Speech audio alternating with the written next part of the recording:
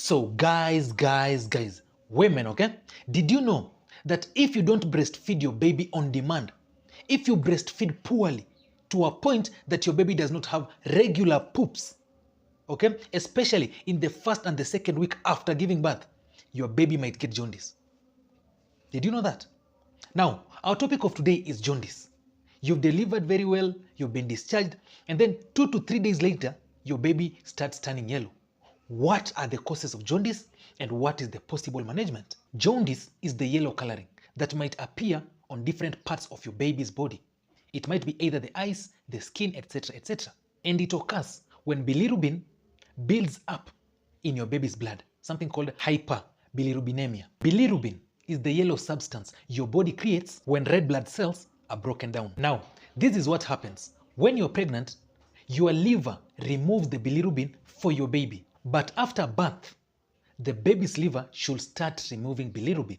If the baby's liver is not developed enough, it may not be able to get rid of the bilirubin, thus creating an accumulation of bilirubin, causing your baby's skin to be yellow. I hope we've understood up to there. There are different types of jaundice. But now, let me explain on what are other possible causes. Severe jaundice can occur if your baby has the following things. The first one is a blood infection, which we usually call sepsis. Your baby can also get severe jaundice if they have a different blood type than you. Very, very serious. It's called blood type incompatibility. If they get a bruising during a difficult birth, they can also get what? Jaundice. And also, if they have too many red blood cells and a low oxygen levels, which we usually call hypoxia, or a liver condition like biliary atresia. Those are the things that can cause severe types of jaundice. Now, I need to make this thing clear that most babies develop jaundice in their first few days of life because it takes a few days for your baby's liver to develop and start getting rid of what? Of the bilirubin. What are the treatment or management of jaundice? Mild levels of jaundice typically goes away on their own. But anytime your baby turns yellow, please take that baby to a facility, aonekane to a pediatrician, ndo akuambie that those levels are low, do this and that. But if they're yellow, usikae tu home, ati sasa you're doing home remedy, first take that baby to the hospital, okay? As I've told you, mild levels will go away on their own as the liver continues to develop, and this might take at least a week or two, okay? But first, mpeleke hosi aonekane. Another good type of management of jaundice is at least feed your baby on demand, okay? When I talk about on demand, this is close to 10 to 12 times a day. All right? Kazi ya mtoto ni kunyonya, kulala, kupoop. That is the only thing they are supposed to be doing. So make sure you feed them on demand at least 10 to 12 times to encourage pooping or bowel movement, okay? Which helps your baby rid the excessive bilirubin, okay? Wakati mtoto ananyonya, okay, anaenda bowel movement, the excessive bilirubin inatolewa kwa stool. So it is very, very important to at least mtoto anyonye, ashibe, aende bowel movement. Okay? Very, very important.